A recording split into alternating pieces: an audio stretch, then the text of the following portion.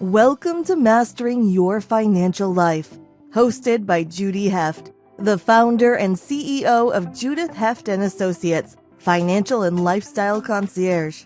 This year, she's celebrating 27 years in business. In every episode, Judy interviews professionals who help others successfully manage their financial lives. You can find this show on YouTube, LinkedIn, Apple Podcasts, Spotify, Google Podcasts, Stitcher, and more. Judy is the author of 2 books, How to Be Smart, Successful, and Organized with Your Money for a Better Today and Tomorrow, and her latest book, Mastering Your Financial Life Cycles, How to Successfully Manage Money in Every Decade of Life. You can read chapters of her books and catch prior episodes of the show at www.judithheft.com. Now, here's the host of Mastering Your Financial Life, Judy Heft. Hello, everybody. Welcome. Welcome to episode 95 of Mastering Your Financial Life. So today I'm really excited to be here with Mike LaMena. Mike is the Chief Executive Officer of Wealthspire Advisors. They're a registered independent advisory firm, an RIA. And Mike joined the firm in 2017. He has 27 plus years of experience building, operating, and leading global wealth management organizations. His commitment to service, excellence, and his his belief in the power of the firm's conflict-free model of financial advice inspires his enthusiasm to serve clients and expand the business. Throughout his time at Wealthspire, Mike has helped grow the organization to over 20 billion assets under management. They now have 22 offices across the country and more than 300 employees. And as many of you know, Judith Heft and Associates just formed a successful merger with Wealthspire Advisors. We're thrilled to be a part of this dynamic organization that has the same core values and culture as we do. So we service the same types of clients and look forward to many years ahead of us of collaboration. So welcome, Mike. Thank you for being here. Thanks for having me, Judy. Couldn't be more excited for the conversation today and our broader partnership. So absolutely. Thank you. So, tell me a little bit. I touched briefly on your background and your values and everything. So tell me a little bit about how you came up through the ranks. I read about it and I was really impressed. So I want our listeners to know about it too. yeah, so thanks for asking the question. I had a very atypical path to being involved in wealth management and financial services. I was an undergraduate English major. Never envisioned, spending my time on Wall Street, working in financial services. When I first graduated from college, I did a year of volunteer work in the Bronx as a teacher, and I had an amazing experience. Loved the impact I was having on the kids that I was fortunate to teach. But what I struggled with was my perception of a lack of meritocracy. And I have great respect for teachers. I think they do unbelievable work and have huge impact on, the future generations through the work they do.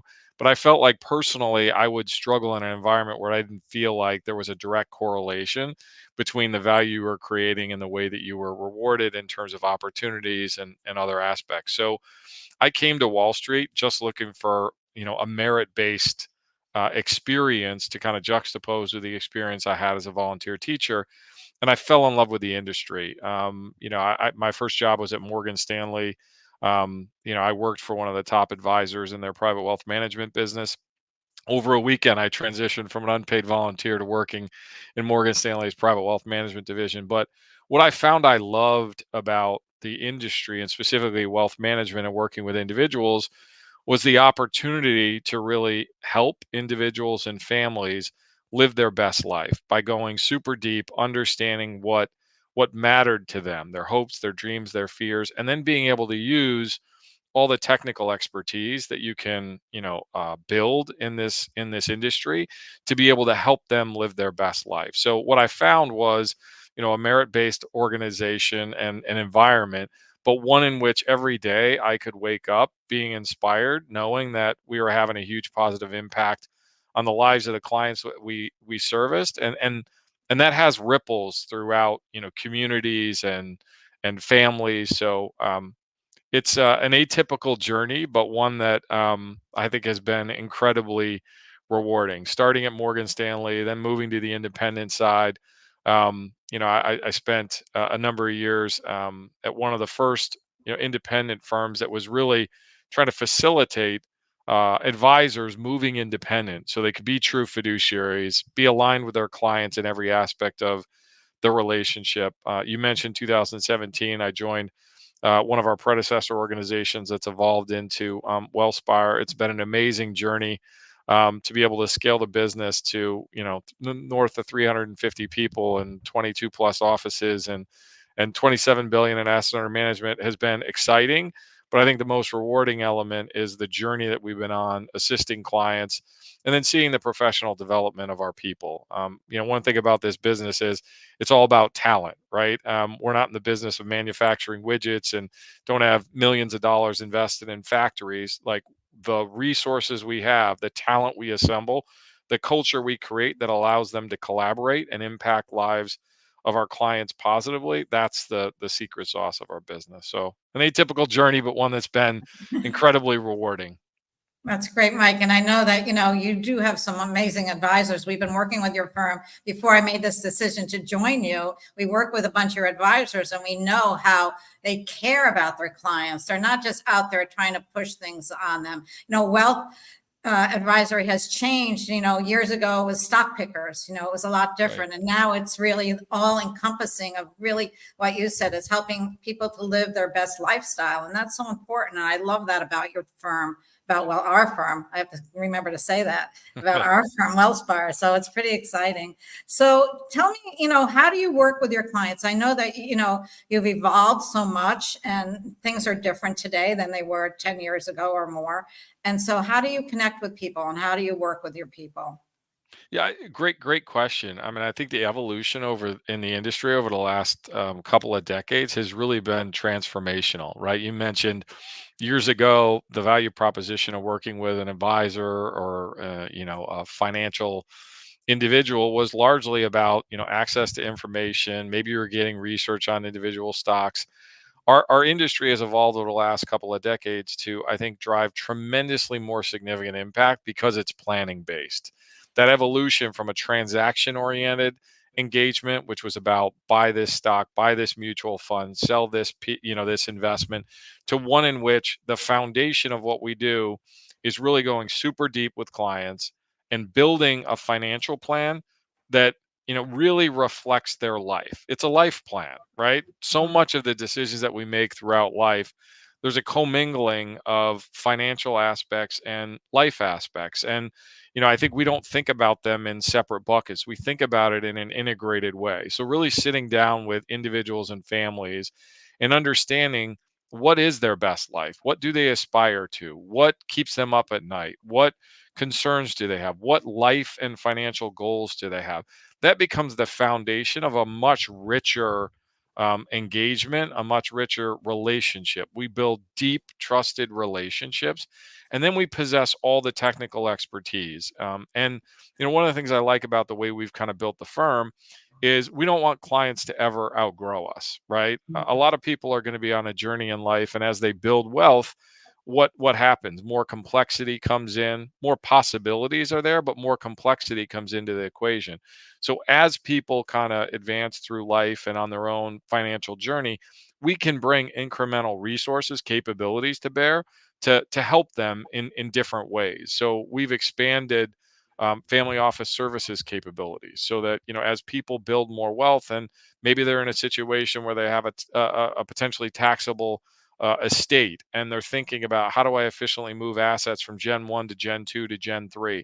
When their wealth builds and they have the opportunity to be more philanthropic, what's the best way to do that?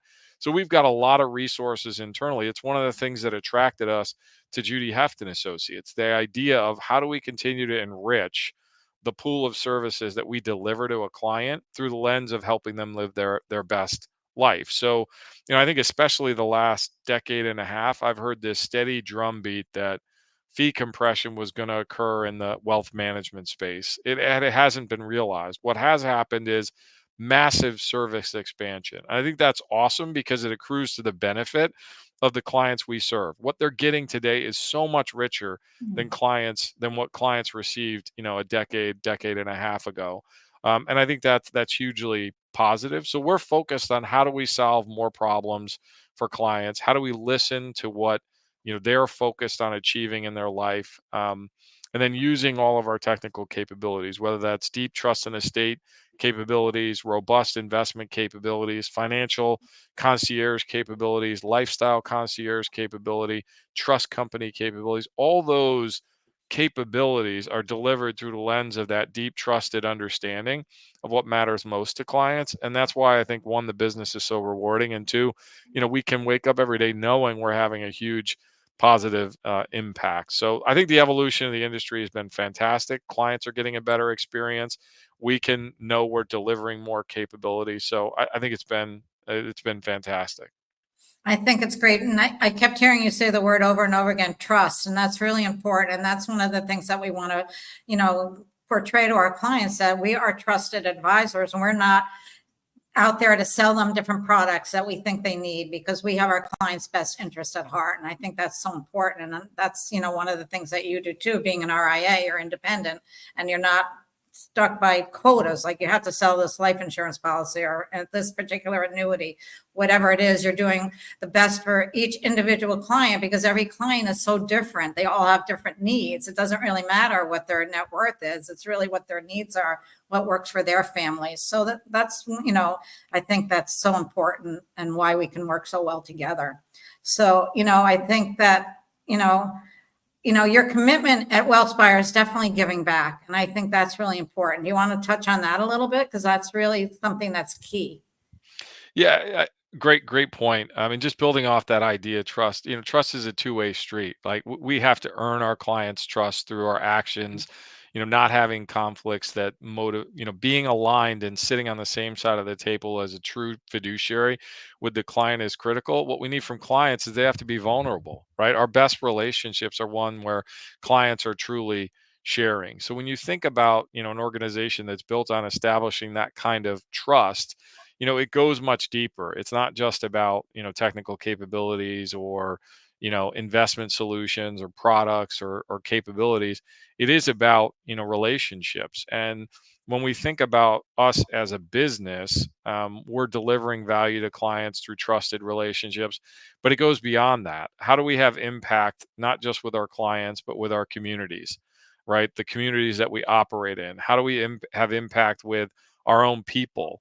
How do we build a business that is contributing more positively, to the world, at large? So when we think about impact, there's a lot of layers to it. It's impact with our clients, it's impact with our communities, it's impact with our own people, the industry, right? We continue to try to evolve the, independent fiduciary financial planning community in positive ways. We try to be engaged in things that bring more diversity. So there's a lot of initiatives that Wellspire is engaged in where we're trying to have positive impact in multiple different ways. And recently we joined the Net Positive Consortium, which is a group we joined as a founding member, a group of independent wealth management firms that have all come together to say, look, we're all on this mission to have a huge positive impact on our clients, our people, our communities, the world at large, our industry. So, one of the things I think has differentiated the independent RIA space from a lot of industries is we've had this culture of sharing, right? As much as we may be competitors in the same industry, we're always willing to share best practices, ideas. So this Net Positive Consortium is about how do we bring more connectivity to wealth management firms, independent wealth management firms that want to have impact in all those dimensions that I shared. So, to me, that's an opportunity to kind of supercharge the work we're already doing, to bring best practice sharing, guidance, community, to the sense that, like, there's something bigger than us, and we're constantly having those conversations with individual clients and families. Now we have kind of a structure, a framework where we can kind of put words to our desire to have impact, having frameworks that we can share with other firms to be able to say, here's how we're thinking about driving impact in our community. Here's some of the things we've done. When we think about the industry, one of the things with our industry, the independent RIA space, is there's a huge demographic issue that we're dealing with. There's a lot of older advisors that are going to age out of the industry. Well, how do we bring more talent to this industry to have the rewarding careers that we've been a part of, but do it in a way where we're also bringing more diversity that's a reflection of the kind of increasingly diverse population that we work with. So that's just one example where, firms can come together and share ideas about how we collaborate to welcome more diversity into the industry and position those individuals to have success, right? It's one thing to bring more diversity into an organization. It's another thing to do the work necessary to enable that more diverse set of talent to thrive. Our own journey has been one where we've evolved from diversity, equity, inclusion to one of diversity, equity, inclusion, belonging, right? Because what do we all want as human beings? You want to feel like you belong, right? At the firm you work at, in the community that you live in. So for us, it's been, a very rewarding, part of the journey. And I think it's consistent with who we are, as a business, as individuals working with clients, right? So it's been exciting. I'm really excited to see where we're able to take this net positive consortium, because I think it can amplify the work that a lot of individual firms are doing, through the best practices sharing, knowledge sharing. So it's exciting. Yeah, it's very exciting. I love that you're involved in that consortium because, you know, there's plenty of business out there for everybody and competition is there, but you know what? It's great to be able to share best practices because, when I grew my business or started growing it, that's, when I was working with my coach and it was some group coaching, it was really important to me to hear from the other people that were in the group too. They might have been in different businesses, but they had a lot of great ideas, books to recommend, systems that were important. And I learned from everybody. And we're never too old to stop learning. There's always so much out there. And I think that's great to be sharing best practices with other RIAs. So Yeah, I agree. I agree with you, Judy, and it's having that abundance mindset, right? It's not Mhm. I win, you lose, you win, I lose. It's Right. having the idea that, like, look, we're in the business of amplifying possibilities for individuals and families, right? Allowing them to have financial independence and then use that to be able to live their best life. So if you bring that kind of abundance mindset to the table, like, you're not afraid to share, right, with other firms, because your viewpoint is we're improving everything. We're improving the lives of individuals. We're improving, communities. We're improving the industry. We're improving the opportunity set for our own people. So, I think that cycle of positivity, it's core to kind of the way we engage with clients, and it's just an extension. I just think this framework gives us the platform to really accelerate things in a meaningful way. So we'll have to have another podcast in the future where we talk Absolutely. about the results we're kind of realizing from it. Yeah, that's really exciting. So let's take a little break here and we'll come back and talk some more with Mike LaMena of Sounds great. Wealthspire. Hey there. I just want to tell you a little bit about my new book that just came out called Mastering Your Financial Life Cycles. And here it is. It's how to successfully manage your money in every decade of life. I co-authored this with my CFO, Liz Levy. And together we created this manual that's going to help you through every stage of life. We talk about having a baby. We talk about young adulthood, pre-retirement, what to do when you're at that age of retirement. If you're contemplating divorce, do you need an estate plan? We cover all of these, each subject in a different chapter. And I really think that you're going to find this so helpful because at the end of every chapter, we have checklists that you can look at and you can use, and they can be a guide for you. So this is a wonderful manual that we've created. It's available on Amazon. You can also find it on our website at judithheft.com/book. And we're here for you. If you need anything, reach out. I hope you enjoy the book. Here's another picture of it, just so you know what's going on. Here it is. And I'm really proud of it. It's my second book. And I'd love to have you read it and give me your feedback. Judy Heft, judithheft.com, financial and lifestyle concierge, celebrating 26 years in business. And over the years, I've learned so much. And what I've been trying to do is impart a little bit of this knowledge to you so I can help all of you become as financially organized as I am. We're back. We're back here with Mike LaMena, CEO of Wealthspire Advisors. So I know that you do a lot of, you have your own podcasts, Great Aspirations. That's exciting. And a lot of other stuff that you do is you're featuring some of your clients that are artists in different shows and stuff. So that's really giving a real community feeling. So do you want to elaborate on some of that? I know that you had a podcast with one of your artists who's a client who I went to his show, and the work was just fantastic. So it was really nice to hear the podcast about him. Yeah, it's been an exciting journey. I'm not sure exactly how you decided to, do a podcast, but I had been pushing internally because I felt like one of the things I love about our industry is the stories, right? And I'm a Mhm. big believer in the power of storytelling and narrative. So I'd been pushing our CMO Angie and Betty, who's fantastic, to just get the podcast out there. And we're in season 3. Season 1 was all about like kind of the game changing women of Wellspire. We're proud of the fact that we've got some unbelievably talented women in leadership roles as advisors and leadership roles in the overall organization. And we brought to life those stories, and they were compelling and exciting. And then season 2, we kind of pivoted and said, all right, well, let's turn our gaze a little bit more broadly beyond the walls of Wellspire, and let's tell the story of firms that we partner with, capability providers that we work with, that are really elevating the client experience, kind of consistent with what we talked about in terms of how the client experience continues to become more robust and how we enrich it.